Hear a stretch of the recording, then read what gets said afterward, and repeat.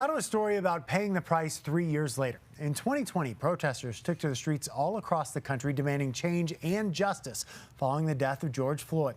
Aurora police helped Denver with its response to the large protests, and as police struggled to gain control, many protests turned violent. Demonstrators were hit with pepper balls, rubber bullets, lead-filled bags, and were beaten with batons. Dozens of lawsuits have been filed challenging law enforcement's use of excessive force. Last year, a Denver jury awarded $14 million to 12 people in a landmark case. Now, Aurora officers will face a trial over those same use of force allegations. Tori Mason is your reporter in Aurora. And Tori, these three officers appealed, but this week a court decided they must face trial for use of force against two protesters.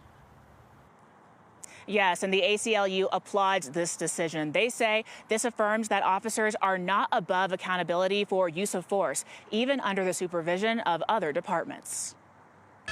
A years-long legal battle is moving forward. Two men injured by Aurora police officers during the 2020 protests will see them in court. Some of our clients were kneeling with their hands up when they were shot. Tim McDonald is legal director for ACLU Colorado. None of them committed any acts of vandalism or even minor offenses. None of them did that. They were out there peacefully protesting.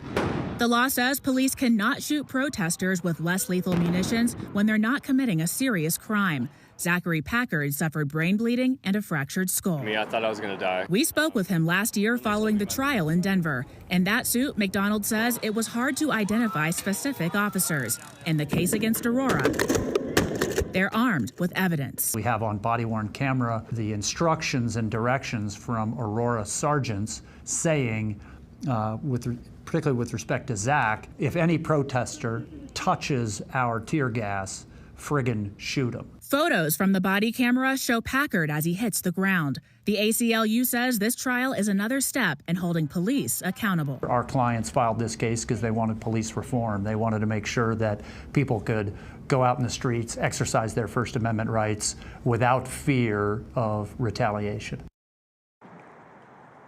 Now, earlier this year, the city of Aurora voted to suspend its long-standing mutual aid agreement with Denver. That allowed the two cities to borrow law enforcement resources when needed. McDonald says the next step will be to ask the court to set this trial as soon as possible. We're live in Aurora. Tori Mason covering Colorado First. And we know you will cover that trial for us if it does indeed begin. Tori, thank you.